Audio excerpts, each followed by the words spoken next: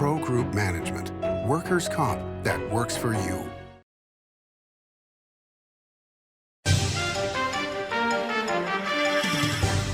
Welcome to Nevada Newsmakers. On the broadcast today, water is the issue with Kyle Roerink. He's the Executive Director of the Great Basin Water Network. Here for the whole show, an all-new Nevada Newsmakers. Welcome to the Winnemucca Big R. Hi, I'm John Walker. Welcome to Big R Lovelock. Hi, I'm Rich Martin. Welcome to Fallon Big R. My name is Braden. Welcome to Big R Fernley. Hi, I'm Kelly. Welcome to Big R Sparks.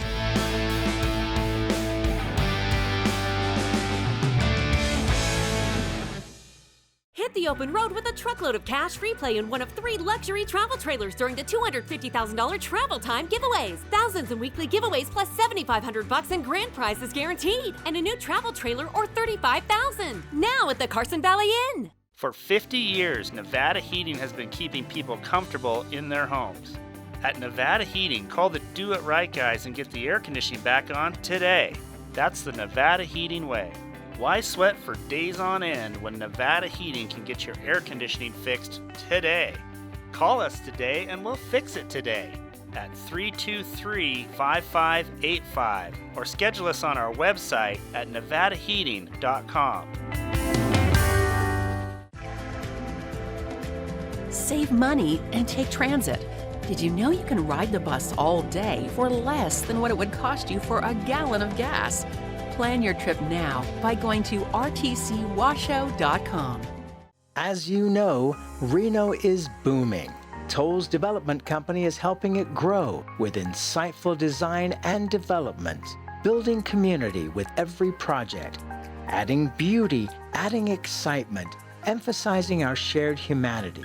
Reno is becoming bigger. Toll's development is helping it become better, more livable, more enjoyable. To learn more, go to tollsdevelopment.com.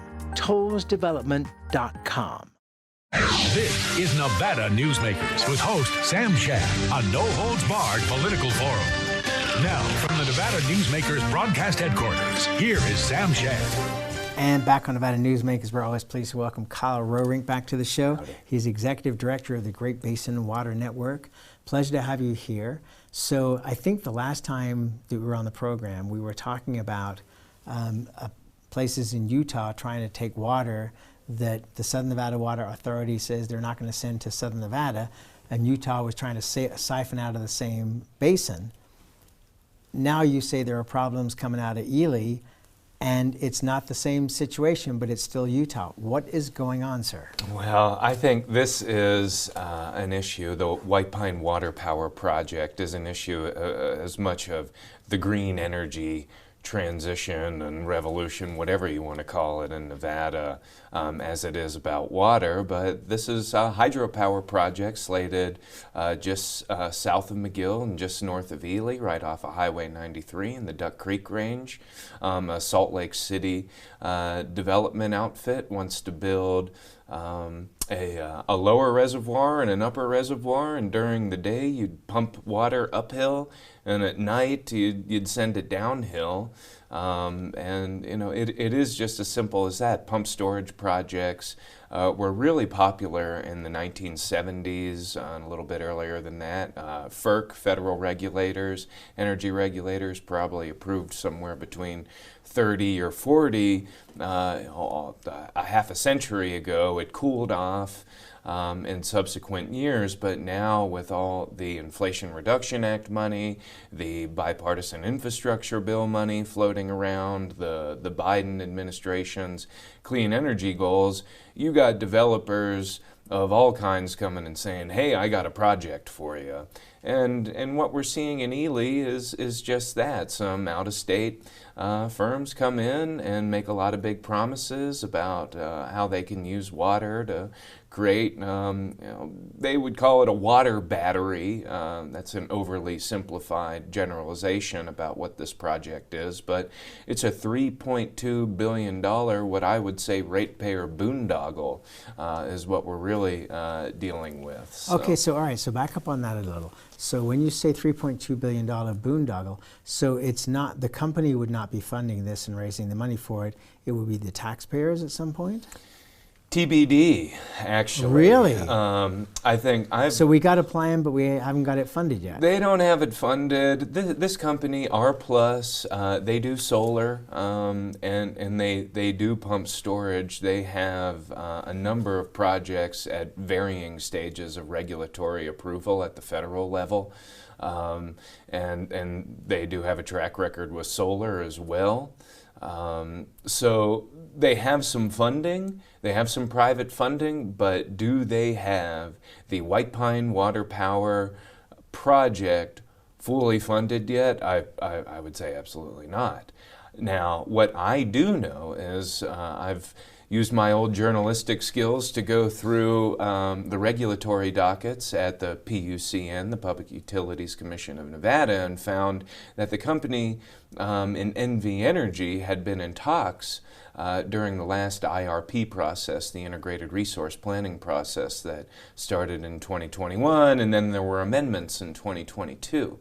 And NV Energy asked the PUC to if it could fund a $3.2 million study of the project. Now, there have been a couple follow-ups in the dockets that I've seen where NV Energy folks have elaborated a little bit, but because the proprietary nature of it all, we haven't seen what NV Energy actually thinks about the project yet. And so I just think, I know what utility bills have been doing in the state of Nevada. Sure. I know how they have been hitting families really hard. I can only wonder, say, what the consumer advocate would think about NV Energy rate basing a $3.2 billion project right now, as we have all the GreenLink efforts, additional solar efforts, all the PPAs, the power purchase agreements that they want to get into. So you add a $3.2 billion project on top of it, I can only scratch my head and think about what this would do to bills. Okay, so how much power do you think it would generate if actually accomplished? They're saying 1,000 megawatts. I think. How does that compare? Well, I mean, there's a lot of megawattage being proposed all throughout the Mojave, all throughout the northern regions between like the Highway 50 and the Highway 80 corridor. So, I think again, what this is being cast as is a water battery to be able to pump the water uphill during the day with solar energy and then have it come downhill at night when the water isn't shining. But I mean the sun. Yeah, thank you. But the issue... The water would be shining during the day. The water is shining in the reservoirs. I think the issue here is that they want to pump the water uphill with the existing energy resources that are on the grid. And on the grid in that part of the state is a lot of hydrocarbon fuels powering the grid. So we're pumping water uphill with fossil fuels for it to be sent downhill. I think, what are we really getting here? Are we getting a lot of hype and hoopla? Or are we getting clean, renewable energy here? It's a big question. And then you also, this is groundwater we're talking about. We're talking about Steptoe Valley, which is where Ely is and McGill is. So not the underground reservoir that Southern Nevada Water Authority is dealing with. Different basins. Right. Different basins. So this is an area where we're already seeing declines in groundwater levels, and I'm working with a really credible hydrologist and their outfit, and we're seeing that what this project would do to the groundwater table could ultimately have non-negligible impacts on the water supply for Ely, on the water supply for McGill. And again, you're having to pump that water out of the ground in an aquifer that is already stressed. Okay, so that's what the water is currently being used for. So you're trying to utilize the same water that's supplying those towns for this project? The water that would be used for this project, White Pine County is leasing this water, but White Pine County got permits to use this water back in the late 1970s. They were never able to put it to use. And as you know, one of the key tenets of Nevada water law and Western water law is use it or lose it. So regulators have been knocking at White Pine County's doors for years saying, hey, you got to put some of this water to use. And then in comes this company, R+, and say, well, hey, we got a great deal for you. So this water has never been pumped before, but what we are seeing already in the aquifer are major declines. You have a lot of agriculture there, you have major communities there, you have mining around, you have a lot going on, and so there's been a lot of back and forth about what the situation is on paper, and I talk a lot about what paper water rights are and then what happens in reality. Well, when you look at what's happening in reality already, springs and surface water expressions throughout the Steptoe Valley Basin have gone dry. There are springs out there where folks that I work with who are in their 70s and 80s, they were swimming in these springs 50, 60 years ago, and now they're gone. And these communities have rights to those sources, and so we're already seeing major declines.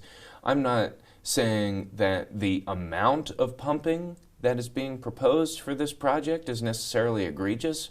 What we're saying is take a look around because the problems are already there. So are we going to exacerbate the situation? Yeah. Okay, so who would be the purchaser of this power? We don't know. We don't know. You know, and because I mean, a lot of the conversation about power generation in the state over the last 20 years has been California needs the energy. Pretty much they'll buy whatever we can produce. But now we're in the process of producing so much from all these different renewable sources that, is the need there still for this energy in California? On the other hand, you talk to people about buying electric vehicles and they say, well, there's rolling blackouts in California, and so do I want to have to call into the office and say I can't come to work today because I can't charge my car? Yeah. It's a conundrum. I think we'll see what, something like the California Independent System Operator, how they're going to manage these things in the future. There's a lot of electricity By the way, coming I have online. invited them, and I will mention no names, but I have invited them multiple times to come on the show and talk about this. They should. They're an important partner with Nevada. No kidding. In managing the grid. But I think we have a lot more electrons coming on the grid. The question is, how much fossil fuels are being retired over that period of time? How will it all balance out? I think being able to manage those electrons in batteries is a really important facet for all this moving forward. But so let me open the door. Let me open is the what's door. being proposed actually a battery, or is it just like really expensive generation at the end of the day? Right. Well, let's open the door to a larger conversation here, which is the marketplace. So far, a lot of this has been government run, right? So the government says we're going to mandate clean energy, we're going to provide funding for clean energy, all the rest of this. And, that all sounds good. But just with the electric car industry, you're seeing people have real concerns about, the distance that they can travel on a charge. People like me have raised the issue of, well, you're not going to drive up to a gas station and be in and out of there in 5 minutes, where if there's 3 or 4 cars in front of you, it's not really that big of a deal. If you're at a charging station and there's 3 or 4 cars in front of you, that could be several hours before you get your car charged. And people are now looking more at hybrids than they have been. I'm not saying that the electric car industry is going away. Of course it's not. And the Chinese are doing phenomenal things with that. But it's like the marketplace is saying, well, maybe we're looking at hybrids rather than electric. So, where do we go with all of this? I mean, it seems like the marketplace does have a deciding vote in this. Well, all I can say is this, Sam. If you're driving through rural White Pine County, you can get a charge in Ely these days. How many charging stations? I don't know the exact number. I think there's definitely one in there. Definitely and one. And you can get one in Baker, right on the border. Okay, so that's two on US 50. But that's the loneliest road in America. Hey. You know, and you've got to have enough charge to get yourself all the way across. What would the next really stop what be? we need is where are the charging stations on Highway 6? Because Highway 6 is even lonelier. Well, no, I mean, agreed. And that's the issue that people don't want to address in rural Nevada. I remember, talking to Doug Cannon from MV Energy about whether they were going to get into the mini-mart business, and he kind of laughed. But I didn't really mean literally the mini-mart business, but just that's where gas stations are. Yeah. And you're going to need, charging stations everywhere. He said, no, NV Energy is not getting into the mini-mart business. But the point is that you are just going to have to see a ton more of these charging stations. I mean, I have an electric car, fully electric, and I don't want to sit behind 3 or 4 cars in line. And what do? Do I sit in the car and wait for them to spend a half an hour each charging up and then pull up front, or does a valet come and sit with my car and move it? I mean, there are so many questions that are unanswered at this point in time. But if we're heading towards this all-electric future, and the grid, it ain't there. There are yet. A lot of known unknowns, is what I would say, Sam. All right, so I'm going to pick on you here. You come from not just a reporting background, but also a congressional background. Government is saying this is the direction we should go in. Is government always the most efficient way to, push new things? I would say not necessarily. I think what we are seeing, though, is that the government has offered a lot of carrots. Oh my God! And companies have responded. No kidding. Well, hey, here's a giant check. Would you like to take it? Yeah, please. I think that's just the world that we're living in, and this is what Congress decided. And $34 trillion worth. And so, I can't argue with what Congress has put forward. Would I have written those bills a little bit differently? Probably, but it's the situation that we're in, and so. And can I blame an entity like R+ for trying to capitalize on this? Of course not. No, of course not. And the same goes for all the other solar developers and things like that. But then when you get down to it, you have some serious real-world issues. Yes. How are you going to affect a community's long-term water supply? How are you going to affect ratepayers? How are you going to affect taxpayers? All right, what does it really mean? Ratepayers, right there. I mean, I look at my power bill now, and it ain't because of the electric car, because I use that for driving around town, and so it recharges if I'm doing it on a daily basis in half an hour or something like that. It's not a huge drain on the power supply. It's like running the dryer because it's the same kind of wattage. But I look at my power bills, and I know that NV Energy is working to reduce those power bills, but they are horrendous, and we're fortunate enough to be able to afford them. I worry about people who can't afford them. And what are they going to do? I mean, we've done all we can to, insulate homes, but we can't pay their power bills. Yeah, I think in the years to come, especially as more and more new projects bringing new electrons onto the grid or new types of battery storage, there's going to be a lot to pay for. While the government is providing certain types of financial incentives, these things aren't all free. and it always comes back to folks like us, just working people. And folks who may not be as fortunate too are going to have to eat these costs. These are somewhat regressive in their nature. Well, boy, talk about taxation without representation. It's rough. Wow. But what do we do? What do we do? How do we cut emissions and do all these things? Some would say let the marketplace decide. It's a challenge. Yeah. All right, let's take a break. More with Kyle Roerink after this timeout. Turn your clunker into a caddy during the Cadillac and Cash giveaways at Tamarack Casino. Weekly cash drawings including $5,000 cash and one top prize of $10,000. Win the grand prize of a Cadillac CT4 or $40,000 in cash. Your good times are at Tamarack Casino. Story County is leading Nevada. home of the Tahoe Reno Industrial Center, Google, Tesla, Panasonic, and other world-leading companies. Story County provides thousands of tech, advanced manufacturing, and logistics careers for Nevadans. We're diversifying and driving Nevada's economy and generating millions in tax revenue and billions in economic activity across northern Nevada. Story County is leading Nevada's future.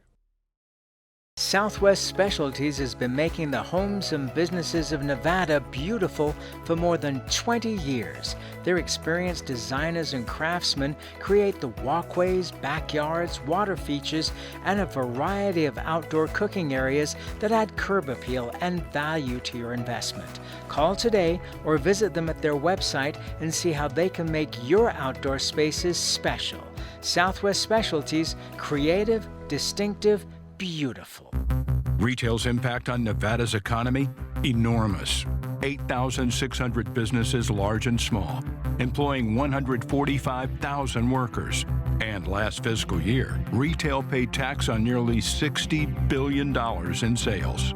We're the Retail Association of Nevada. We support retail, we help it grow, and we mean business. RANNV.org. This is Nevada Newsmakers. And back on Nevada Newsmakers, we continue our conversation with Carl Roerink. He's the executive director of the Great Basin Water Network. So as you look at the Colorado River and all the discussions going on now, it's just each man for himself, it seems. Yeah, the states really do seem to be at an impasse, but the dividing lines, again, are at Lee's Ferry between the upper basin and the lower basin. And I really tip my hat to the lower basin states. They've, in my opinion, have put forward, while not perfect, I think a really good proposal that requires every state to feel some pain in the years to come. And the upper basin states, Colorado, Utah, Wyoming, New Mexico, are just not willing to budge on certain issues. And then in the middle of it all, we have major concerns about Glen Canyon Dam. Right. And Lake Powell. And our organization, we were in news outlets across the country, from Fox News to the Washington Post last week, talking about some what I call antique plumbing issues at Glen Canyon Dam. And why I care about these antique plumbing issues at the dam is I want to make sure water is always going to be able to pass through to get down to Lake Mead. And there are some serious considerations that we have to think about for the future, and we hope that the federal government considers addressing them in the ongoing environmental review for future management between Lake Powell and Lake Mead. And we're not getting any assurances that that's actually happening yet. Let's take another break. We'll be right back with Kyle after this timeout.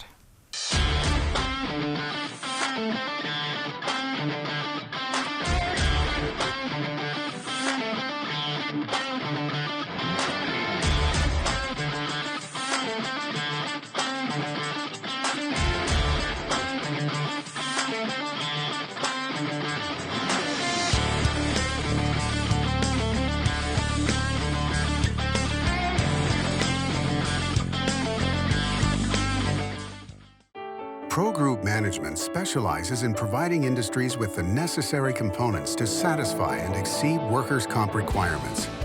Every business has unique needs and specific regulations. Pro Group Management stays ahead of the curve, providing up-to-date services to keep your industry in top form. Discover how we simplify your tasks, improve efficiency, and reduce expense to keep you moving in a positive direction. Pro Group Management. Workers' comp that works for you. Early in the morning or throughout the night, professional truck drivers are on the job, serving you, safely moving freight that's crucial to our economy. From the oldest industries to our newest innovators, from the exotic to the everyday, trucks are everywhere, moving everything. Never afraid to embrace a future that makes Nevada and our nation stronger. Trucking moves America forward. What do you count on? you count on your power every day. At NV Energy, we've always powered what's important to you, but we're not looking at the past. We're focused on the future. While our standards are high, our rates will remain low. And our commitment to renewables isn't just meeting standards, but leading the way. Because you can count on more than just your power. You can count on the company who brings it to you. That's our promise. You can count on it. This is Nevada Newsmakers. And back on Nevada Newsmakers, we continue our conversation with Carl Roerink. He's Executive Director of the Great Basin Water Network. You know, the thing that's so interesting is when people look at Lake Mead and the water levels, they don't really understand that there is movement between all these other entities to put water in, take water out. So what you see is not necessarily the result of last winter or the lack of weather last winter. It's the movements between these various entities that all have controlling rights and the ability to keep Lake Mead up to a certain level so it doesn't get down to a dead pool level. Yeah, I mean, there are dozens of dams and reservoirs all throughout the Colorado River system, the main stem, its major tributaries, that are managed by federal regulators and in some cases other smaller regulatory bodies. But the Colorado River is the hardest working river in the nation, and it is one of the most overbuilt rivers in terms of the amount of infrastructure on it. And I mean, that's the challenge. How do you keep reservoirs full when Mother Nature isn't filling them anymore? And that's going to be the story. How. You call the Southern Nevada Water Authority and you say, you guys be in charge because you know what the heck you're doing in terms of conserving water. We got to get some conservation in those upper basin states, that's for sure. Yes, we do. That's where we got to leave it. You know you're always welcome here. Thank you. And we'll be right back. The Nevada Builders Alliance has been protecting the interests of the construction industry for over 50 years. Our programs save members thousands of dollars every year and allow them to provide much-needed benefits to their employees. Our industry also allows Nevada to grow. If you're thinking about a career in the construction industry, reach out. And if you haven't thought of a career in construction, what are you waiting for? We are the Nevada Builders Alliance. 7 at 7 is a newscast built for your smartphone. It's a 7-minute newscast available every weekday at 7 a.m. and 7 p.m. at lvrj.com. We don't waste your time, and we give you the day's top stories. We at the RJ have noticed some similarities between us and a certain BTS character, RJ. Plus the latest in Las Vegas business, weather, health, and entertainment news. 7 at 7 streaming now on your smartphone.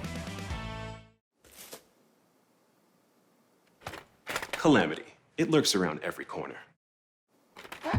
Or not. That's why UMC Quick Care is around every corner, with locations around the valley. UMC Quick Care, for all your small calamities. Modern boutique Ahern Hotel and Event Center sits at the heart of the Las Vegas Strip. 2 floors of meeting and event space are ideal for groups and conventions. Stay in one of 200 luxurious rooms and suites. Brand your event throughout the property. Flexible event spaces make for easy planning and personalization. Take over the entire hotel with a full buyout option. Thanks for watching Nevada Newsmakers. You can catch us online 24 hours a day at nevadanewsmakers.com, or you can download the podcast wherever you like to get your podcast. We'll see you on the next broadcast.